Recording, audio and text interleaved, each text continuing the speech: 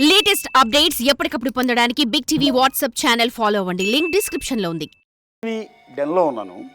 RGV గారిని introduce చేసేటప్పుడు recent సినిమాల్లో హీరోలు కానీ ఎలివేట్ చేసినట్టు ఆయనకు కూడా ఒక పెద్ద ఎలివేషన్ ఇద్దాం అనుకున్నాం. సరే ఆర్జీవి గారిని ఎలివేట్ చేయాలి అంటే ఆర్జీవి గారే చేయగలరు తప్ప మా వల్ల కాదు అని దాన్ని మమ అనిపించి జస్ట్ క్యాజువల్ ఇంట్రడక్షన్ చేస్తున్నాం. ఇదిగో వరం గారు ఇక్కడే ఉన్నారు.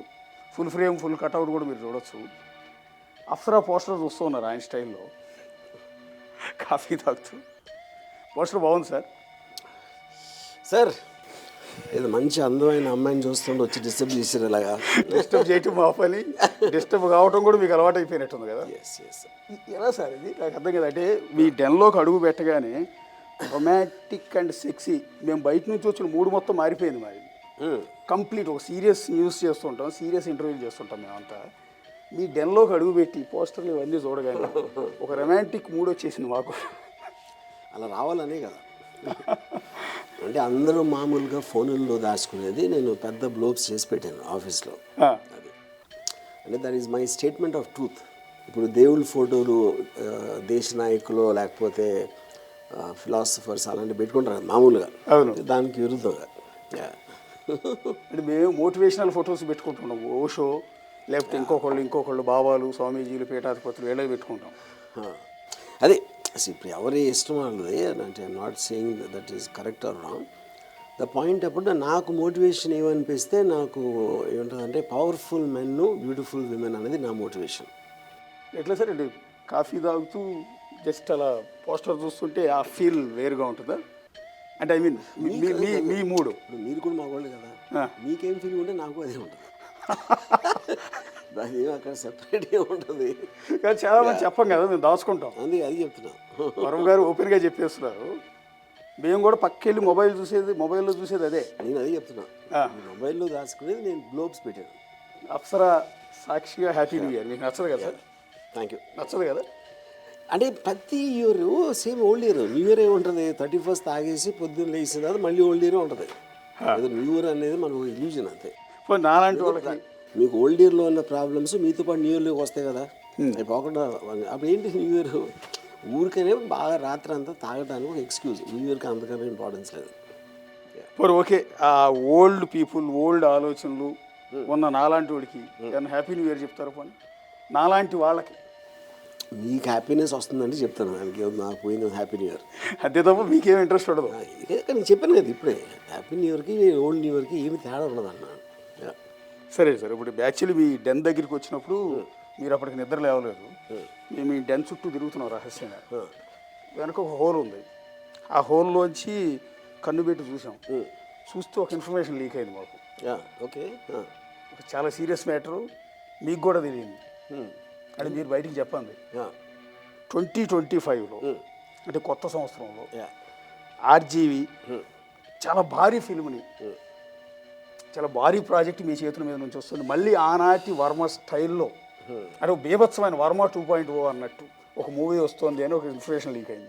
Different, correct. అది దాని డీటెయిల్స్ చెప్పలేను, బట్ అది కరెక్ట్. అది అంటే నా ఉద్దేశంలో I think it will be the biggest film of my career. అంటే బిగ్గెస్ట్ ఫిల్మ్ అంటే బడ్జెట్ విధంగాను లేకపోతే స్టార్ కాస్ట్ అనేది అదే కాదు, అది కూడా ఉంటుంది. కానీ అన్నిటికన్నా ఎక్కువ సబ్జెక్ట్ మ్యాటర్లో అంత బిగ్ సబ్జెక్ట్ అనేది డెఫినెట్గా ఎవరు చూసుంటారో నేను అనుకుంటున్నాను. గత 10 ఏళ్లలో వరమ గారు తీసిన సినిమాలన్నీ ఒక విధంగా చెప్పాలంటే చిన్న సినిమాలు, లో బడ్జెట్ సినిమాలు. అసలు మీకు మ్యాచ్ అయ్యే సినిమాలు కాదు అవన్నీ కూడా. అలాంటి అంటే అది నేను కరెక్ట్ కాదు. మ్యాచ్ అయ్యే సినిమాలు ఇప్పుడు ఫర్ ఎగ్జాంపుల్ నేను సత్య తీసాను అనుకోండి. సత్య ఎప్పుడు తీసాను నేను, రంగీలా, దౌడ్ లాంటి పెద్ద స్టార్ కాస్ట్, రెహమాను అందరూ ఉన్నప్పుడు తీసాను. సత్య చాలా చిన్న సినిమా, చాలా లో బడ్జెట్లో తీసాను. అప్పుడు అది ఆడిన దాన్ని బట్టి, ఇది రిసీవ్ చేసుకున్న దాన్ని బట్టి పెద్ద చిన్న ఉంటుంది. కానీ అదే కాదు కదా. ఇప్పుడు నేను నా లైఫ్లో నేను మోస్ట్ ఎక్స్పెన్సివ్ సినిమా నేను తీసింది ఆగ్. అది నా బిగ్గెస్ట్ ఫ్లాప్ నా కెరియర్ మొత్తంలో. ఓకే, సో దానికి దీనికి ఏమి సంబంధం ఉండదు. ఓకే, అంటే ఇప్పుడు సినిమాలు అంటే రెగ్యులర్గా మేము చూస్తున్నదంతా కూడా ఒక బాహుబలి, ఒక సాలార్, ఒక కేజీఎఫ్, లేకపోతే ఒక పుష్ప, ఇలా భారీ బడ్జెట్ సినిమాలు, 100 కోట్లతో తీసే సినిమాలు, ఇవి మాత్రమే సినిమా ఇండస్ట్రీలో కూడా ఎక్కువగా నడుస్తూ ఉన్నాయి. I don't think that is true.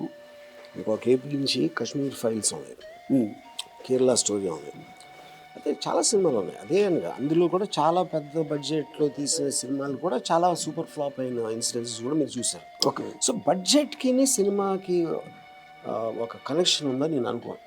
Okay. ఇప్పుడు యానిమల్ సినిమా ఉందనుకోండి, యానిమల్లో ఏముంది అసలు విఎఫ్ఎక్స్ లేదు, ప్రొడక్షన్ వాల్యూ లేదు, మొత్తం ఆల్మోస్ట్ 60% ఒక ఇంట్లో తీసాడు సందీప్. యా. అది కూడా 1000 కోట్లు చేసింది కదా.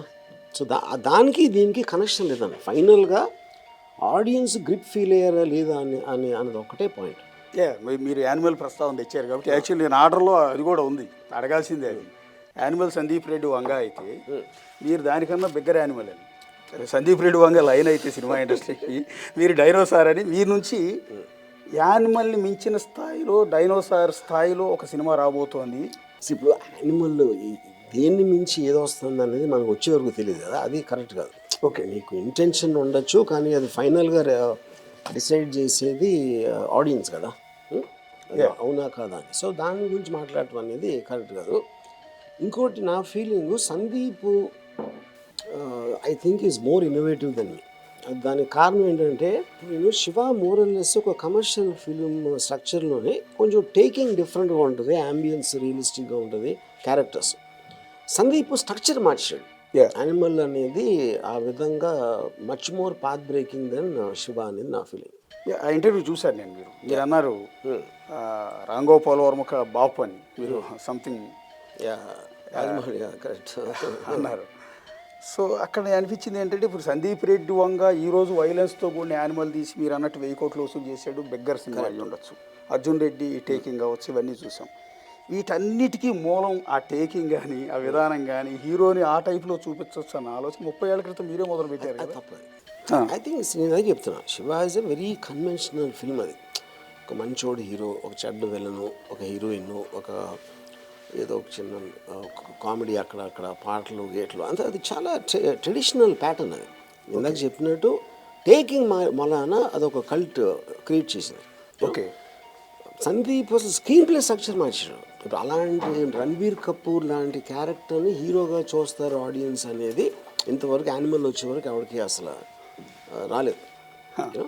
సో ఆ విధంగా ఇట్ ఈస్ వెరీ ఇన్నోవేటివ్ అంటున్నాను. నేను అన్నది ఏంటంటే కాన్సెప్ట్ గురించి, టేకింగ్ గురించి. నేను ఏమంటానంటే సినిమాలో వైలెన్స్, ఫైట్స్, లేకపోతే ఇది మీరు ఆ రోజుల్లోనే మొదలుపెట్టారు, ఇప్పుడు దాన్ని ఫాలో అవుతున్నారు వీళ్ళందరూ అంటున్నారు. ఐ థింక్ సందీప్ చాలా హార్డ్ కోర్ వైలెన్స్, శివాలో చాలా సటిల్గా ఉంటుంది. శివ మొత్తంలో నాకు గుర్తుంది ఒక్క చోట బ్లడ్ కనిపిస్తుంది. యానిమల్ అంతా బ్లడ్ ఉంటుంది. అది డిఫరెన్స్. అంటే ఇప్పుడు ఉన్న సినిమాలు అన్నింటిలో వైలెన్స్ కదా సార్ బేసు. ప్రతి సినిమా ఇప్పుడు వచ్చిన రీసెంట్ హిట్స్ చాలా వాటిల్లో వైలెన్స్ బేస్డే సినిమాలు ఎక్కువగా ఉన్నాయి. రెండోది హీరోని విలన్గా చూపిస్తారు. అంటే స్మగ్లర్ అయి ఉంటాడు, మాఫియా డాన్ అయి ఉంటాడు, కిల్లర్ అయి ఉంటాడు. ఫస్ట్ నుంచి ఉంది కదా మీకు. 75 టైంలో 72 దీవార్ వచ్చినప్పటి నుంచి ఉంది అది. అమితాబ్ బచ్చన్ గారి బిగినింగ్ ఫిల్మ్స్ అన్నిట్లో కూడా డాన్ కానీ దీవార్ కానీ అట్లా అన్నిట్లో కూడా విలన్ అంటే ఇప్పుడు ప్రతి మనిషికి ఆడికి లోపల ఒక రెబెల్ ఉంటాడు. ఆడే కొట్టేయాలనుకుంటాడు, కానీ ఆడికి బలం ఉండదు, ఆడికి ధైర్యం ఉండదు. సో స్క్రీన్ మీద ఒక హీరో అది కొడతా ఉంటే ఆడ ఆనందిస్తాడు. ఎస్. కానీ మీరు రియల్ లైఫ్లో చట్టాన్ని చేతిలోకి తీసుకుంటే క్రైమ్ కదా ఫస్ట్, అది మనం మర్చిపోతాం కన్వీనియంట్గా. ఎందుకంటే ఎంటర్టైన్మెంట్ ఆస్పెక్ట్ సినిమా కనుక సీరియస్గా తీసుకోవాలి. మీరు సీరియస్గా తీసుకుంటే మొత్తం అన్ని సినిమాల్లో మెయిన్ స్ట్రీమ్ ఫిలిమ్స్ అన్నిట్లో కూడా మీకు క్రిమినల్స్ హీరోస్ ఉంటారు. క్రిమినల్స్ ఉంటారు, ఇంక్లూడింగ్ ఇప్పుడు లేటెస్ట్ పుష్ప 2లో కూడా. అదే నేనండి అంత కొంతమంది తప్పు పడుతున్నారు, అలాగే చూస్తూ ఉన్నారు, అవే హిట్ అవుతున్నాయి కూడా. అదే కనుక హీరో ఒక మంచి బాలుడిలాగా, రాముడిలాగా అంటే ఆ సినిమాలు నడవట్లేదు కదా. అది కరెక్టే. అందుకే ఇప్పుడు మీరు సినిమాలు పక్కన పెట్టి మీరు న్యూస్ పేపర్ ఉందనుకోండి, న్యూస్ పేపర్ కూడా మీకు ఎక్కువ మెయిన్ హెడ్లైన్స్ ఏముంటాయి, ఏదో రేపు, లేకపోతే ఏదో మర్డరు, లేకపోతే క్రైమ్ రిలేటెడ్ ఉంటాయి. సేమ్ థింగ్ మీకు న్యూస్ ఛానల్స్లో కూడా. అవును, లేని న్యూస్ కూడా మీరు బ్యాక్గ్రౌండ్ స్కోర్ వేసి డాంగ్ డాంగ్ డాంగ్ అని పెట్టి ఏదో జరిగిపోయింది అంటే అలాంటిది లేకపోతే ఒక ఆడియన్స్ ఎమోషన్ ప్రవోక్ అవుతుంది. అవును. రాముడు మనిషి ఇప్పుడు ఆటమ్ బాంబు కనిపెట్టినోడు మీ సినిమా తీస్తారు, కానీ అటామిక్ ఎనర్జీ కనిపెట్టినోడు మీ సినిమా తీస్తారా? అవును, తీరు. అవును. అదే సార్ ఇప్పుడు మీకు సందర్భం వచ్చింది కాబట్టి అడుగుతున్నాను. యాక్చువల్లీ టేకింగ్ అంటే ఇప్పుడు హీరోల ఎలివేషన్ ప్రతి సినిమాలో, అంటే కేజీఎఫ్లో హీరో ఇంట్రడక్షన్ కావచ్చు, లేకపోతే ఏది గన్ను పెద్ద గన్ను పట్టుకొచ్చి పోలీస్ స్టేషన్లో ఉన్న తన మనుషులు విడిపించుకెళ్ళటానికి ఎంటైర్ పోలీస్ స్టేషన్ని కాల్చి పడేస్తాడు, షూట్ చేసి పడేస్తాడు. అది అద్భుతమైన ఎలివేషన్ అన్నారు. పుష్పలో కనుక సీఎం తన భార్యతో ఫోటో దిగలేదు, సొంత సెల్ఫీ దిగటానికి ఒప్పుకోలేదని అట్లా సీఎంని మార్చేస్తాడు. బీభత్సమైన ఎలివేషన్ సీన్. నేనేమంటానంటే 30 ఏళ్ల క్రితం నేను చూసిన మీ సినిమా దాన్ని మించిన ఎలివేషన్ నాకు ఇప్పటివరకు కనిపించలేదంట. అంటే నా కోణంలోంచి మీరు అందరూ శివాలో చైన్ దింపడానికి బిగ్గెస్ట్ ఎలివేషన్ అనుకుంటారు కదా, పెద్ద రెవల్యూషన్ అంటారు కదా. నాకు నచ్చిన ఎలివేషన్ యాజ్ ఏ నేను సినిమా వ్యూయర్గా నాకు కూడా సినిమా టేస్ట్ ఉంది కాబట్టి ఒక మాట చెప్తున్నాను. మీది గాయం సినిమా. జగపతి బాబు బ్రదర్ని నడి రోడ్డు మీద మర్డర్ చేస్తారు. అక్కడ గ్యాంగ్ వార్ జరుగుతూ ఉంటుంది, మర్డర్ చేస్తారు. మర్డర్ చేసిన తర్వాత వాళ్ళు పక్కన ఉన్న మేనేజర్ మనం పోయి లీగల్గా కేసు పెడదాం పోలీస్ స్టేషన్లో అంటే బెనర్జీ అంటాడు అనుకుంటా. జగపతి బాబు పోయి పోలీస్ స్టేషన్లో కంప్లైంట్ ఇవ్వడానికి వెళ్తే అక్కడ ఉన్న పోలీస్ ఆఫీసర్ ఏదో తిడతాడు, అరుస్తాడు. సరే సావని కేసు పెట్టమని ఎఫ్ఐఆర్ కంప్లైంట్ రాసేమని పేపర్ ఇస్తాడు. పేపర్ మీద తన అన్నని ఎవరినైతే చంపారో వాళ్ళ పేర్లు రాస్తూ ఉంటాడు. రాసి పేపర్ ఇచ్చేలోపు పేపర్ మీద రాసిన ముగ్గురు అక్కడ మర్డర్ అయిపోతారు. ఒకటి సినిమా థియేటర్లో, ఒకటి రోడ్డు మీద, ఒక అంటే నేనేమంటానంటే ఆ టైప్ ఆఫ్ ఎలివేషన్. ఇక్కడ పేర్లు రాసే లోపు ఎవరి పేరు అయితే రాస్తున్నాడో వాడు అక్కడ మర్డర్ అయిపోవటం అనే ఆలోచన ఎంటైర్ తెలుగు సినిమా ఇండస్ట్రీలో, బాలీవుడ్లో ఆ టైప్ ఆఫ్ సీన్ నేను ఇంతవరకు చూడలేదు. ఎలా మీరు ఆ రోజుల్లో అంటే మీకు అది గుర్తుందా? Of course. ఇప్పుడు నాకు పాయింట్ ఏంటంటే నేను చాలా హెవీగా ఫిక్షన్ చదివాను నా టీనేజ్లో. The influence of whether godfather అవ్వచ్చు, లేకపోతే ఫ్రెడరిక్ ఫార్సెట్ లాంటి నావలిస్టులు. నేను సినిమాలు కూడా ఎక్కువ use to watch Hollywood films. ఇప్పుడు ఆ కాంటెక్స్ట్లో అప్పుడు ఏంటంటే మీకు వాయిలెన్స్ అనేది నా ఫీలింగ్ ఎప్పుడు ఐడియాలో ఉంటుంది. యాక్చువల్గా మీరు దాన్ని చూపించిన దానికన్నా ఎక్కువ అంటే ఇప్పుడు ఇక్కడ ఏంటి, మీరు గాయం సినిమాలో జగపతి బాబు వచ్చి తను చంపలా. అవును, తను ఇక్కడ కూర్చొని పోలీస్ కమిషనర్ ఎదురుగా కూర్చొని కంప్లైంట్ చేస్తున్నప్పుడు ఆల్రెడీ ఆడ పని అయిపోయింది. అవును, అప్పుడు ఆ ఐడియాలో యాక్చువల్గా జగపతి బాబు వెళ్ళి కొట్టడం కన్నా ఎక్కువ హీరోయిజం అని. Yes sir. ఇది నాకు ఎక్కడ అర్థమైంది, గాడ్ ఫాదర్ నుంచి అర్థమైంది. Okay okay. సో ఇప్పుడు ప్రతి ఐడియా మీకు ఎక్కడో ఒక చోట నుంచి వస్తుంది. అవును, అది మీరు మీకున్న స్టోరీకి, మీకున్న కాంటెక్స్కి మీరు ఏదో మలుచుకుంటారు. అవును, అది అంటే నా ఇన్ఫ్లుయెన్స్ ఎక్కువ అక్కడ ఉంది కాబట్టి అది రిఫ్లెక్ట్ అయింది. అంటే హీరో ఎలివేషన్ అనేది ఆ స్థాయిలో కనీసం దాని సిమిలర్గా ఏదో ఒక సినిమాలో కనపడుతుందో. ఇన్ని సినిమాలు చూస్తూ ఉంటాను, ఇది తెలుగు, తమిళ్, మలయాళం. కానీ గాయం సినిమాలో మీరు తీసుకున్న ఆ టేకింగ్ ఏదైతే ఉందో, ఇక్కడ సంతకాలు పెట్టే లోపు సంతకాలు పెట్టిన వ్యక్తులు అక్కడ మర్డర్లు అయిపోతూ ఉంటారు. కట్ చేస్తే పోలీస్ ఆఫీసర్ ఫోన్ వస్తుంది, ఆ ముగ్గురు చచ్చిపోయారని. వాడు పోలీసు వాడు ఎదురుగా నుంచి జగత్బాబు ఎదురుగా కూర్చుని ఉంటాడు, ఇలా వేస్తూ ఉంటాడు. ఇలాంటి వాడినే నేను రాగానే ట్రీట్ చేశాను, ఇలా ట్రీట్ చేశానని భయంతో ఉనుకుతాడు. Correct correct. సో ఆ సీన్ రిలేటెడ్ ఏ కేజీఎఫ్లోనో, పుష్పాలోనో, ఎస్ఎల్ఆర్లోనో, కల్కీలోనో ఎక్కడన్నా కనపడుద్దేమో అనుకుంటాను. చాలా ఇంట్రెస్టింగ్ అబ్జర్వేషన్. నేను కూడా చాలాసార్లు ఫీల్ అయ్యేదంటే ఇప్పుడు మీరు ఒక ఏపు నుంచి ఒక ఇప్పుడు నాకు ఒకటి గుర్తుందండి, అగ్నిపుత్రుడు అని సినిమా షూటింగ్ అవుతుంది. అది శివాకు ముందు. ఓకే, నేను నాగార్జున కలవడానికి వెళ్ళి అక్కడ ఏదో విజన్ మాస్టర్ గుర్రాలు పరిగెడుతున్నాయి, ఏదో బాంబులు పేలుస్తున్నారు, ఏదో యాక్షన్ చేస్తున్నారు. నేను అన్నాను, నేను ఒక సీన్ చెప్తాను, అది జస్ట్ మ్యాక్సిమం 2 గంటలు తీస్తాను ఆ సీన్. ఫైట్ మాస్టర్ కూడా ఉండడం అని. శివాలో నరేష్ నడిచి వస్తున్నాడు థియేటర్ వచ్చి, వాడు వెయిట్ చేస్తున్నాడు. వీడొచ్చి మాట్లాడుతాడు, వెనకాల నుంచి టక్ అని ఒక హాకీ స్టిక్ పడుతుంది. అది one of the most violent scenes in history of cinema అని చాలా మంది చెప్తారు. Okay okay. అక్కడ ఎందుకు వైలెంట్ అంటే అందరూ బ్లడ్ చూపించానా, ఆడు కాలు నరికిస్తాడు, ఏం చేయలేదు. కొడతా ఉంటే సౌండ్ ఎఫెక్ట్స్ నేను ఆ గణేష్ అనే క్యారెక్టర్ మీద వేస్తాను. అవును. అప్పుడు that is what I call mental violence. అంటే సజెస్టివ్ వైలెన్స్కి ఉన్న ఇంపాక్ట్ మీకు విజువల్ ఆస్పెక్ట్లో ఉండదు. ఇప్పుడు అదే రోజున నేను తీయక ముందు ఫస్ట్ యాక్షన్ డైరెక్టర్ని పిలిచాను. ఓకే, సరే ఇది నేను అనుకుంటుంది అని ఎక్స్ప్లెయిన్ చేశాను. ఎక్స్ప్లెయిన్ చేస్తే ఆ మాస్టర్ అన్నాడు, సరే మీరు చెప్పారు కదా నేను కొంచెం డెవలప్ చేస్తాను అన్నాడు. సరే నేను షూటింగ్ వెళ్ళాను రాత్రి.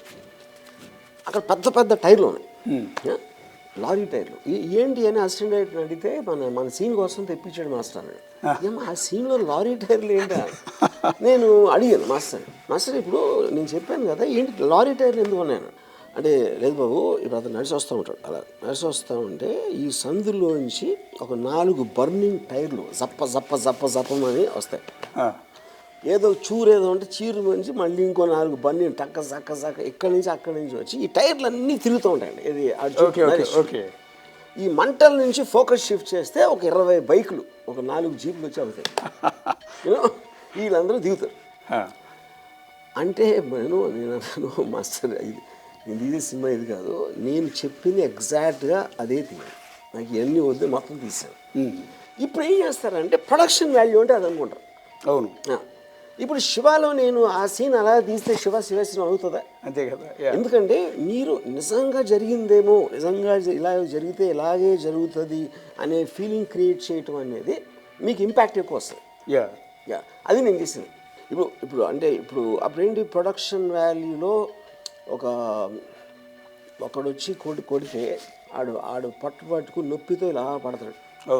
అది అందరు రిలేట్ అవుతారు. అలా జరుగుతుందండి. చూసి ఉండొచ్చు, అనుభవించి ఉండొచ్చు, ఎవరో చెప్పి ఉండొచ్చు. ఒకడు 20 మందిని కొట్టేస్తాడు, వీడికి ఒక్క దెబ్బ తగలకుండా అనేది దట్ ఆల్సో వర్క్స్. ఎక్కడి వరకు అవుతుందంటే అదొక విజువల్ స్పెక్టికల్గా వర్కౌట్ అవుతుంది. దాన్ని సీరియస్గా తీసుకోరు ఎవరు.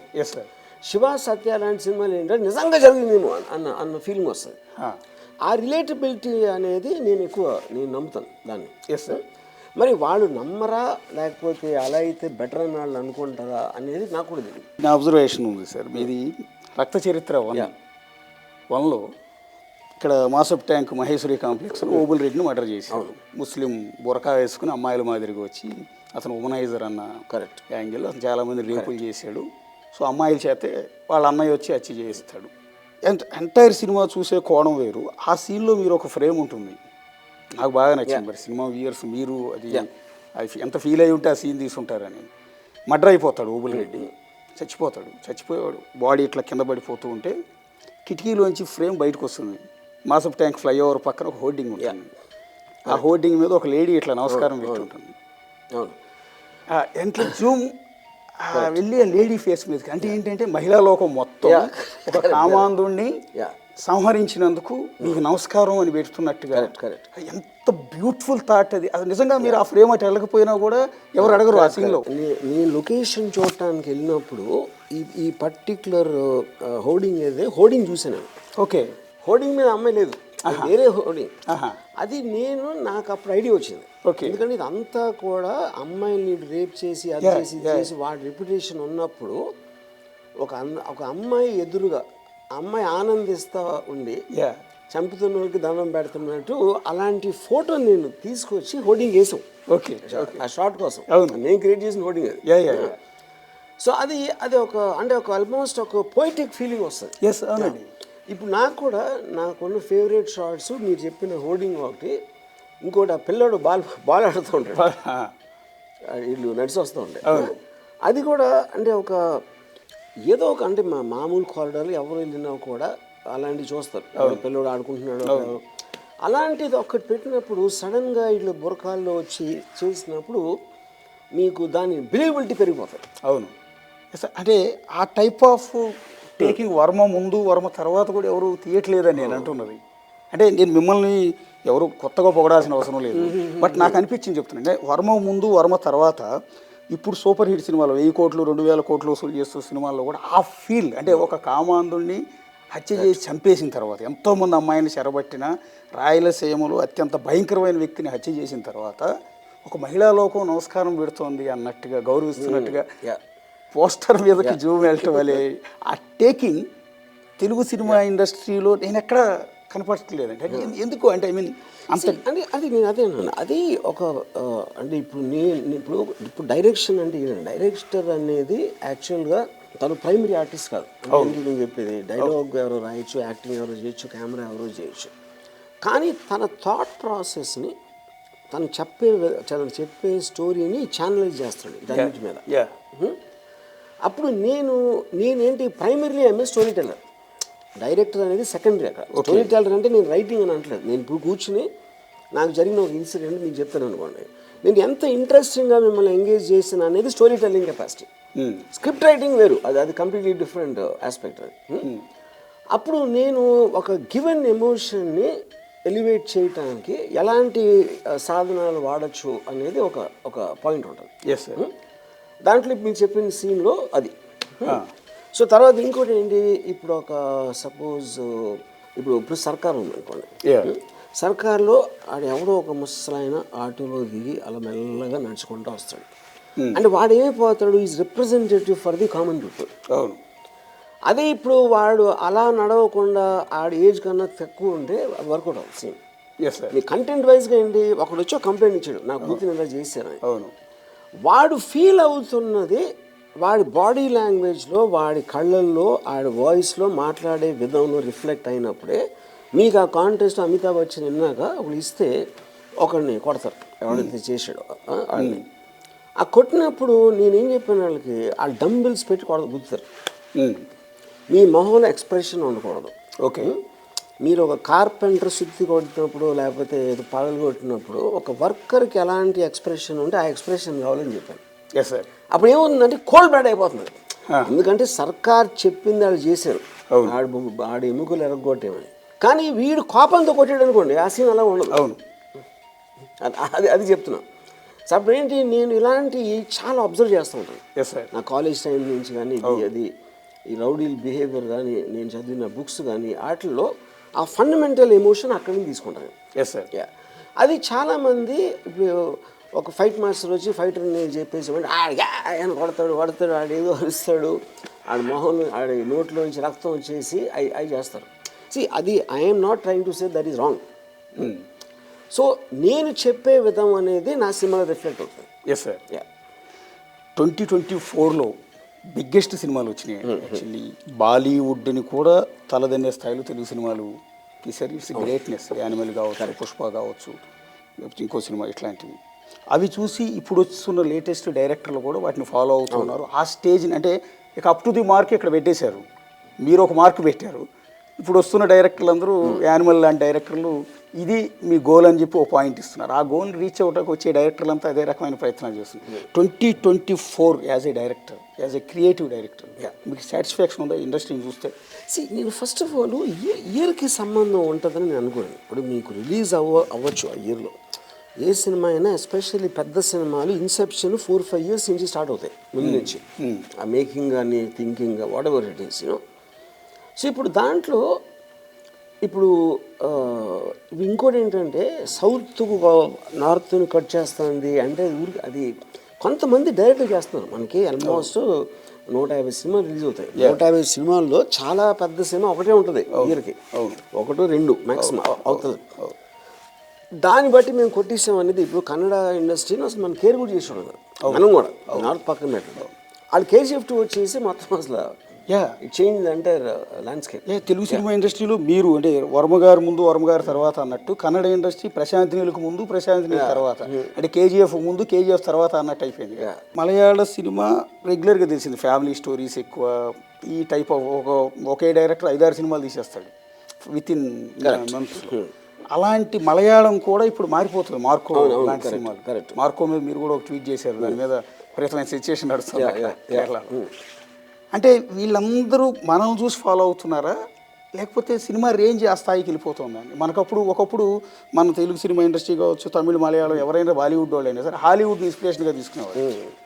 హాలీవుడ్ రేంజ్లో మనం వెళ్ళాలి అన్న ఉద్దేశం. ఇప్పుడు అది మారిపోయింది. సో మనం అనేది కరెక్ట్ వర్డ్ కాదండి. ఏది కరెక్ట్ వర్డ్ అంటే Rajamouli is the man who actually. ఇప్పుడు రాజమౌళి తెలుగుడు, తను తమిళ కూడా అయి ఉండొచ్చు కదా, మలయాళం కూడా అయి ఉండొచ్చు కదా. మనం తన పర్సనల్ బిలీఫ్ అని ఎలా సినిమా ఉండాలనేది బాహుబలి డిజైన్ చేసి, బాహుబలి ఫిలిం అసలు ఒక పిక్చర్ హిట్ అయితే ఎంత రేంజ్ కమర్షియల్ ఉండటానికి అనేది ఒక బెంచ్ మార్క్ సెట్ చేశాడు. అప్పుడు ఏంటి, చాలామంది దాని గురించి ఇన్స్పైర్ అవుతారు. అంటే వాళ్ళందరికీ ఏం ప్రూవ్ అయింది, బాహుబలి బ్రహ్మాండమైన సినిమా క్వశ్చన్ కాదు, అది ఒక పార్ట్. సినిమాకి ఇంత అప్పర్ లిమిట్, ఇంత రికవరీ ఉండటానికి ఛాన్స్ ఉందనేది మీరు 2, 3, 4 రెట్లు చేసేసరికి అందరూ ఇన్స్పైర్ అయ్యి they try to follow naturally. అవును. అది ఇక్కడ అక్కడ కాదు. అందుకని నేను ఎప్పుడు చెప్తాను, రాజమౌళి గుజరాత్లో పుడితే హిందీ సినిమా తీసాడు, అదే కదా, అది కోయిన్సిడెన్స్, దానికి దీనికి సంబంధం లేదు. అంటే డైరెక్టర్ పెంచుకుంటూ పోతున్నాడు కదా సార్. ఇప్పుడు బడ్జెట్ మీ సినిమాలకి అంత బడ్జెట్ ఉండదు. మీరు అప్పట్లో 2 కోట్లు పెట్టి సినిమా రంగీలా లాంటి సినిమా తీస్తే చెప్తాను, బడ్జెట్ కూడా మీ రికవరీ బట్టి ఉంటుంది. ఇప్పుడు మీకు ఎంత గ్యారంటీగా వెనక్కి రావడానికి ఛాన్స్ ఉంది అనేది ఒక బెంచ్ మార్క్.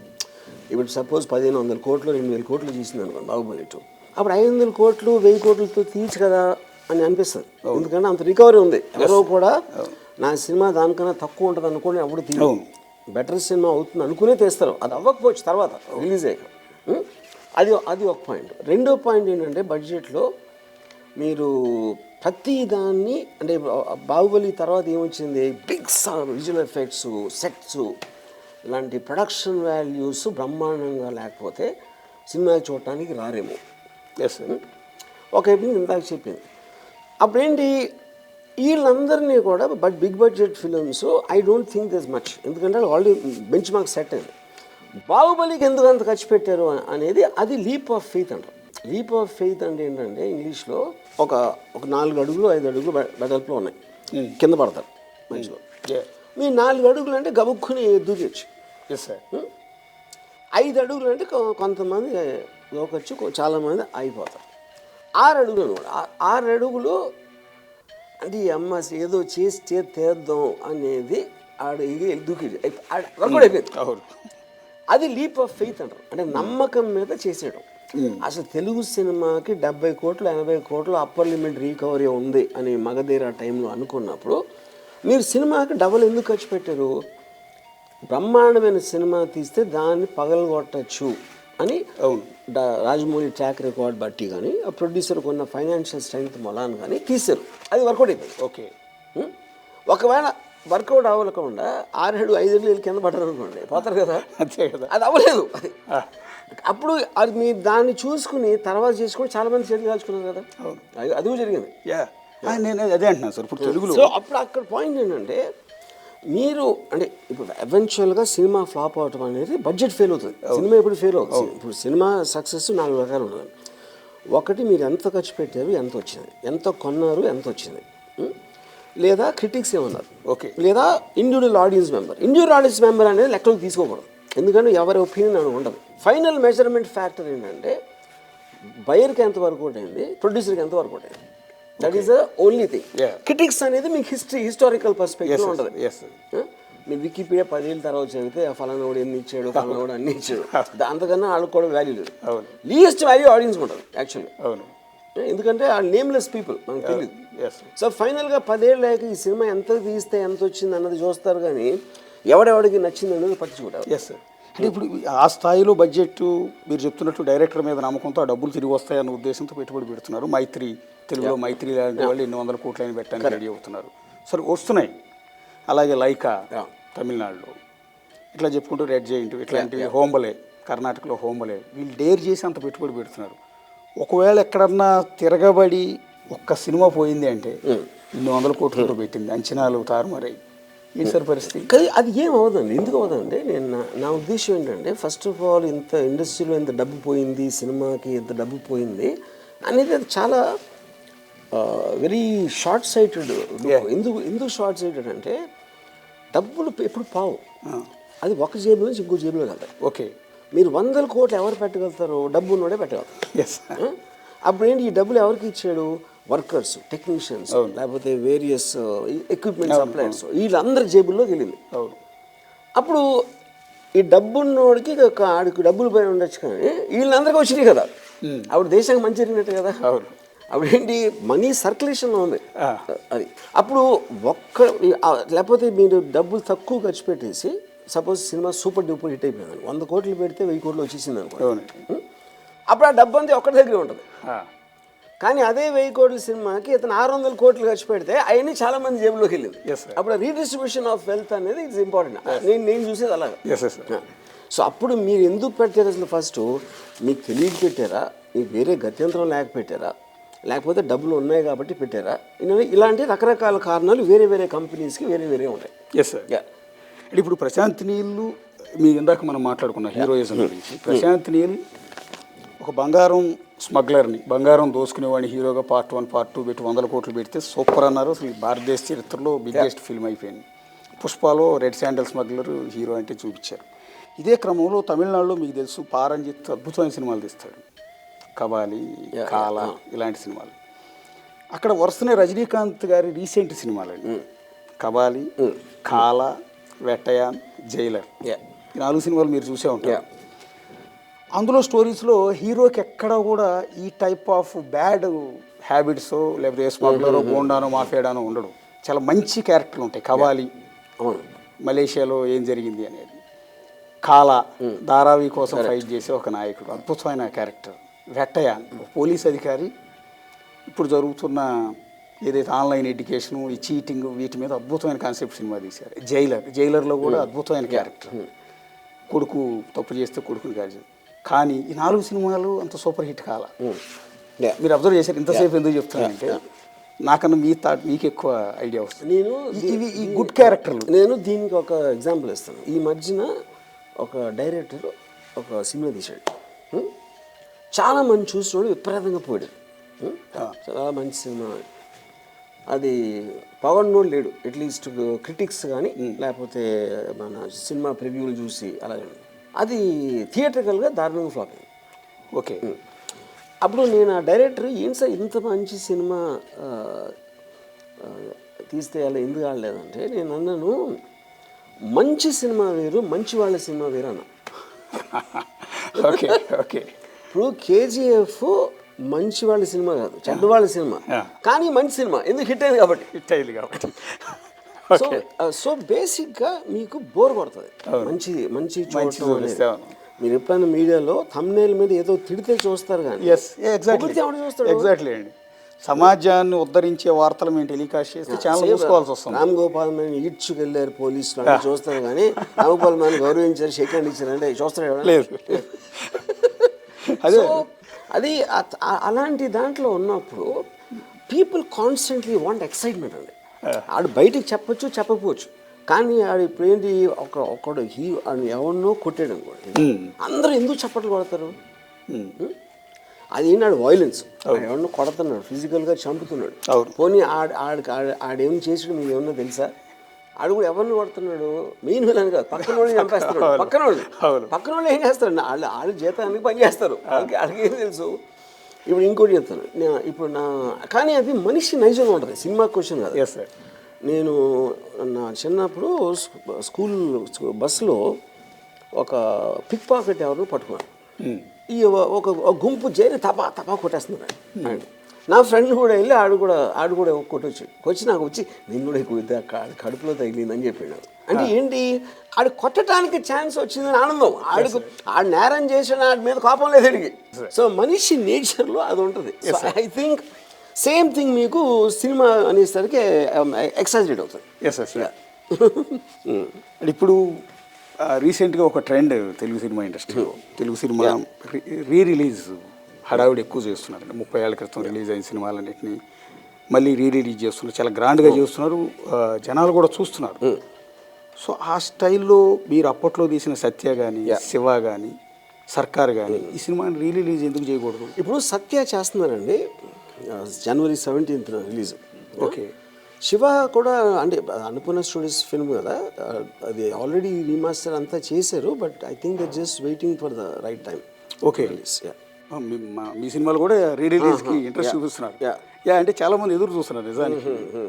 2025లో మీరు అంటే ఇయర్ అంటే మీరు ఒప్పుకోవట్లేదులే కానీ నెక్స్ట్ రాబోయే ప్రాజెక్ట్ వర్మ గారిది సేమ్ పాన్ ఇండియా స్టైల్లో ఆ టైప్లో ఉంటుంది. First of all pan India అనే వర్డ్ ఇస్ రాంగ్ అండి.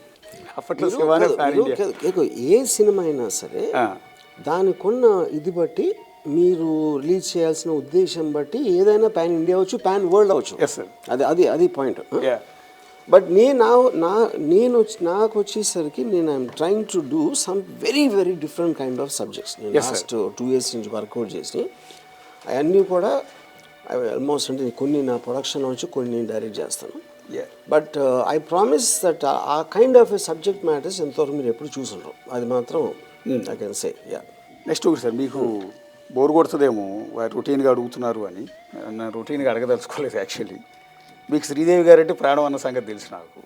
ఇప్పుడు శ్రీదేవి గారు అమ్మాయి యాక్ట్ చేస్తుంది చాలా సినిమాల్లో.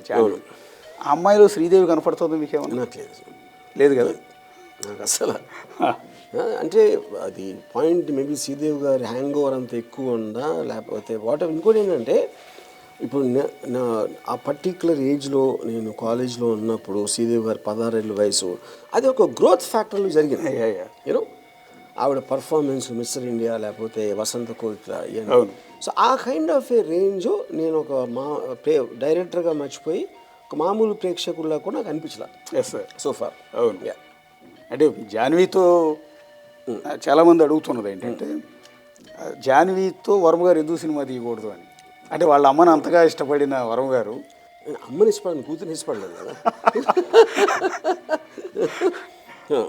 అంటే శ్రీదేవి గారి కడుపును పుట్టిన అమ్మాయి కదా, ఖచ్చితంగా ఆ అమ్మాయిని హీరోయిన్గా చూస్తారు ఈ సినిమాలో. లేదు నాకు ఆనెస్ట్గా నాకు పర్సనల్గా అంటే ఇప్పుడు చాలామంది స్టార్స్ పెద్ద పెద్ద స్టార్స్ కూడా నేను కనెక్ట్ అవ్వకపోవచ్చు. సో డెఫినెట్గా నాకు జాన్వీతో సినిమా తీసే ఉద్దేశం లేదు. అదే సార్ మిమ్మల్ని ఒకటి చాలామంది అడగలేదు, నేను అడుగుతున్నాను. Your best actor actually. ఇన్ని సినిమాలు తీసిన మిమ్మల్ని కల్కిలో చిన్న రోల్ చేశారు మీరు. అంతకుముందు పవర్ స్టార్తో ఒక రోల్ చేశారు. అప్పుడు మాకు అనిపించింది యాజ్ ఎ వ్యూయర్గా, అంటే మీ ఫ్యాన్గా నాకు అనిపించింది ఏంటంటే ఎందుకు మీరు ఆ క్యారెక్టర్లు ఎందుకు చేయకూడదు, మంచి క్యారెక్టర్. నేనేమంటానంటే భారతీ రాజా లాంటి డైరెక్టర్ క్యారెక్టర్ చేస్తారు. ఈరోజు ఇప్పుడున్న డైరెక్టర్లు తమిళ ఇండస్ట్రీలో ఉన్న డైరెక్టర్లు అందరూ ఆల్మోస్ట్ క్యారెక్టర్లు చేస్తారు. సముద్ర గాని కావచ్చు, ఇట్లా చెప్పుకుంటూ పోతే అందరూ. నా పాయింట్ ఏంటంటే అది because one I'm so busy and second నాకు చాలా స్ట్రాంగ్ వ్యూ పాయింట్స్ ఉంటాయి ఎలా పర్ఫామ్ చేయాలి ఏంటి. ఇప్పుడు ఇంకోటి సినిమాటిక్ పర్ఫార్మెన్స్ అని మీకు పక్కన యాక్టర్స్ సీన్ కంటెంట్ ఇలాంటివి చాలా ఉంటాయి. అవును. అది వేరే డైరెక్టర్ దగ్గర నేను యాక్ట్ చేసినప్పుడు ఆ డైరెక్టర్తో నేను ఏకీపించుకోవచ్చు. సో అప్పుడు అలాంటి సినిమా అలాంటి రోల్ దొరికినప్పుడు డెఫినెట్గా చేస్తాను. నాకు చాలామంది అడుగుతారు, నేను చాలామంది హిందీలో అని ఎక్కడికైనా చాలామంది అడిగారు, but I was not excited about that. అంటే ఆ సీన్లోకి వెళ్ళి ఆ క్యారెక్టర్ మీరు చేస్తున్నప్పుడు ఇది నేనైతే ఇలా తీయను ఇలా తీస్తాను అనిపిస్తుంది. అలాంటి అది రావడానికి ఛాన్స్ ఉందట. ఎందుకంటే మీ ఫేస్లో ఎక్స్ప్రెషన్స్ పలుకుతున్నాయి. చాలా మంది అబ్జర్వ్ చేశారు, ఎవరు అడిగి ఉండరు మిమ్మల్ని నాకు తెలిసి. నేను అడుగుతున్నాను ఎందుకంటే మీ ఫేస్లో ఆ ఎక్స్ప్రెషన్స్ కనపడతాయి. ఎందుకంటే సినిమాలు తీసి తీసి తీసి మీకు అలవాటు అయిపోయింది. అంటే నేను చాలాసార్లు నేను యాక్టర్ చేసి చూపించినప్పుడు ఎక్స్ప్లెయిన్ చేసినప్పుడు యాక్టర్స్ కూడా అమితాబ్ బచ్చన్ గారు కూడా చెప్పాను నాకు, నువ్వు యాక్ట్ చేస్తే నీకన్నా బెటర్ యాక్టర్. అదే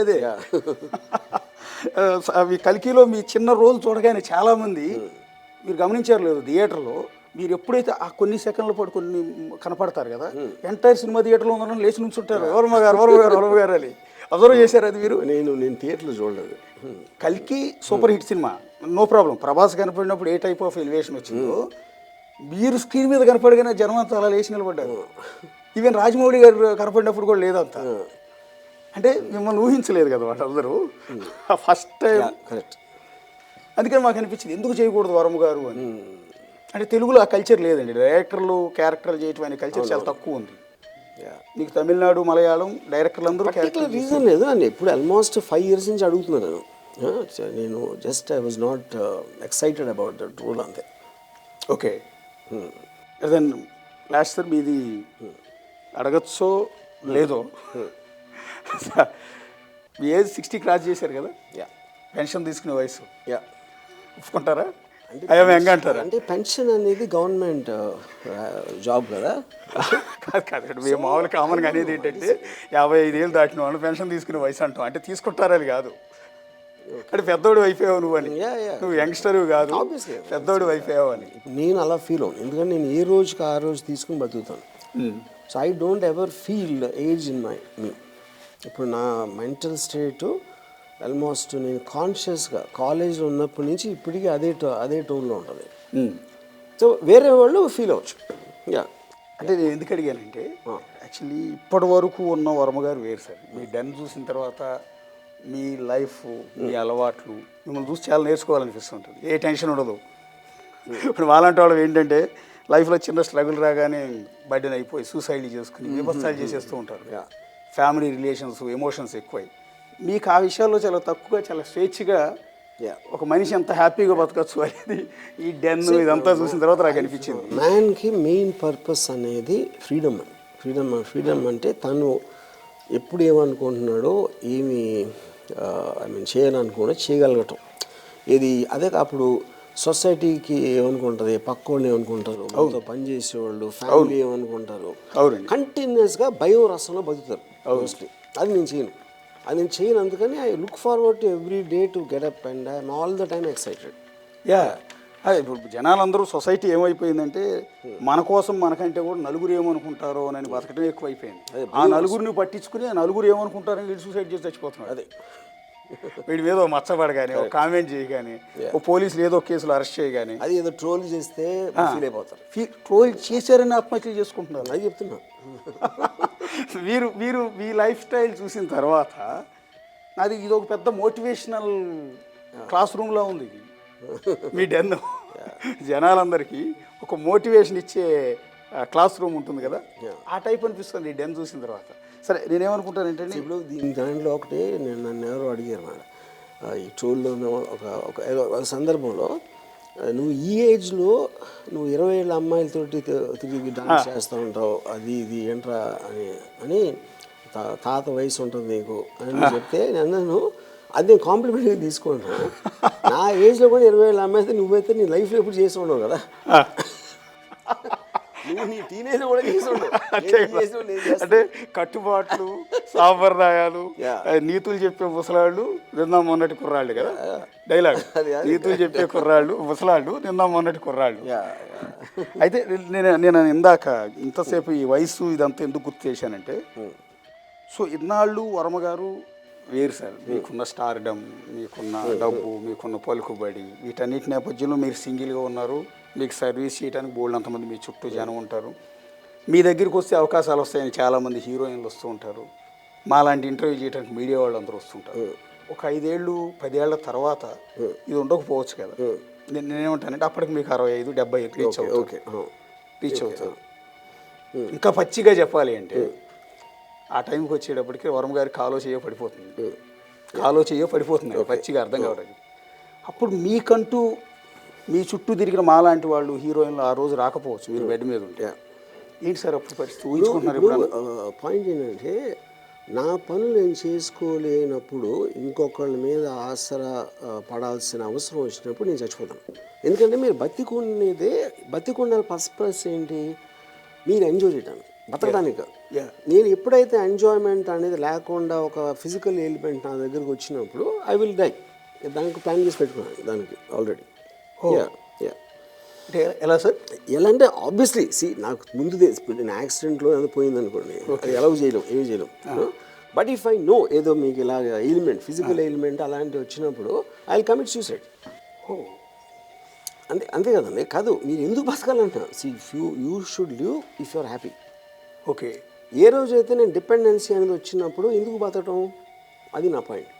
మరి dare and dashing director sir మీరు. ఏంటి కామన్ సెన్స్ అండి, అది కామన్ సెన్స్ పాయింట్ అది నేను చెప్పేది. అంటే నేనేమంటానంటే ఒక ఏజ్ వచ్చినాక ఆటోమేటిక్గా బాడీ పని చేయకపోవడం కామన్. మన బ్రెయిన్ కావచ్చు, బాడీ కావచ్చు.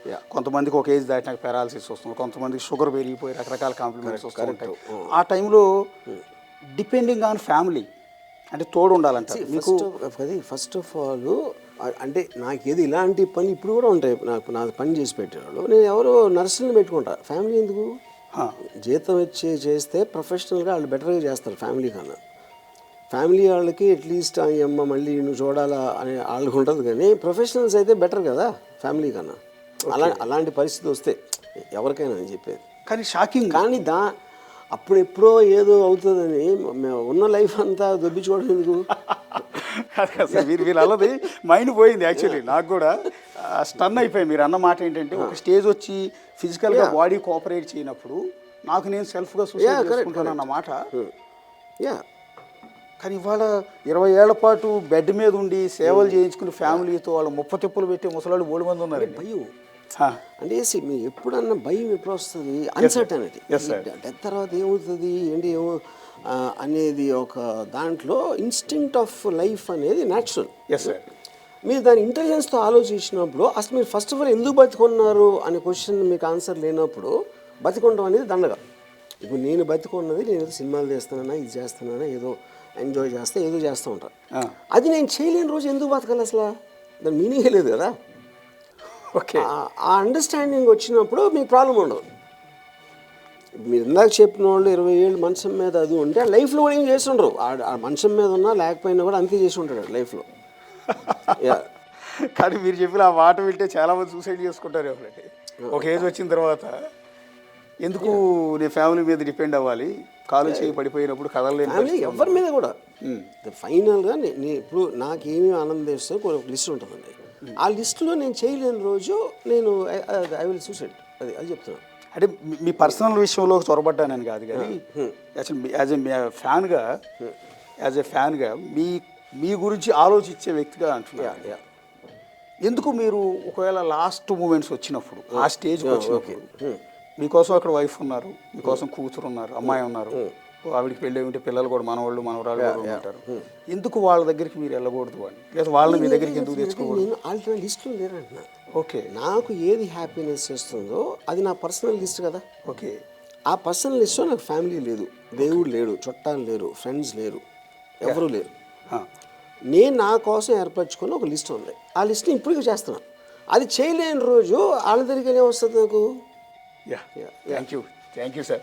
ఓకే. ఎందుకంటే నేను యాక్చువల్లీ మిమ్మల్ని కొత్త సంవత్సరం మీ ఫ్యాన్స్ అందరికీ మీ నుంచి ఒక కొత్త సినిమాల గురించి వీటి గురించి చెప్పించే క్రమంలో మాట్లాడుతూ వెళ్తూ ఉంటే అల్టిమేట్గా మీ పర్సనల్ విషయానికి వచ్చేటప్పుడు మీరు చెప్పింది ఆ వాల్యుబుల్ నాకు చెప్పాను కదా, మీకు ఆ బ్రెయిన్ స్టన్ అయిపోయింది మీరు చెప్పిన ఒక మాట విన్న తర్వాత. ఎందుకంటే ద బెస్ట్ మోటివేషనల్ స్పీచ్ ఇది నాకు తెలిసినంత వరకు. ఈ వర్డ్స్ అనేవి నాకు తెలిసి చాలామంది కట్ చేసి షార్ట్స్లో కూడా నడుపుతారు దీన్ని. మీరు లాస్ట్లో అన్న మాట ఉంది సార్, అది రియల్లీ వండర్ఫుల్ సార్. 2025 వండర్ఫుల్గా ఉండదు. మళ్ళీ ఒకప్పుడు మా వింటేజ్ వరం గారిని చూడాలి. వాళ్ళు ఆ స్థాయిలో పాన్ ఇండియా సినిమా అంటే మీకు నచ్చదు, శివాతో కంపేర్ చేస్తే మీకు నచ్చదు కాబట్టి వాటి గురించి నేను ప్రస్తావించలేదు. బట్ అల్టిమేట్ సినిమా, యానిమల్ని మించిన సినిమా. సో నువ్వు మించిన సినిమా అని నేను చెప్పను కానీ అల్టిమేట్ సినిమా మాత్రం నా నుంచి మీరు 2025 చూస్తారు. అల్టిమేట్. అదే నేను అంటుంది. మళ్ళీ ఒక 2025లో మళ్ళీ ఒక రికార్డు వర్మ గారి నుంచి రావాలని ఎక్స్పెక్ట్ చేస్తున్నాం. జనమంతా థియేటర్ వైపు వర్మ గారి కట్అవుట్ పెట్టి, నిన్న ఒక హీరోకి పెడుతున్నారు 200 అడుగుల కట్అవుట్, ఆ టైప్ వర్మ గారికి పెట్టాలని ఆశ. Okay. Thank you sir. Thank you. ఇది వర్మ గారు చాలా విషయాలు మనతో షేర్ చేసుకున్నారు. ఒక కొత్త ప్రాజెక్ట్ రాబోతుంది 2025 సంవత్సరంలో. అంటే మీరు ఇంతవరకు ఊహించని సినిమా రాబోతుంది వర్మ గారి నుంచి. సో ఆ విషయాలు మనం ఎక్కువగా డిస్క్లోజ్ చేయకూడదు కాబట్టి వాటి గురించి ఎక్కువగా ప్రస్తావించలేదు. కానీ మిమ్మల్ని అందరినీ 2025లో ఒక ఆశ్చర్యపరిచేలా ఒక సినిమాని మీ ముందుకు తీసుకురాబోతున్నారు వరం గారు. So happy new year. వరం గారికి హ్యాపీ న్యూ ఇయర్ చెప్తే ఆయన రిసీవ్ చేసుకోలేదు. సో ఎనీవే జనాలందరికీ కూడా happy new year. For more videos like this, subscribe Big TV channel.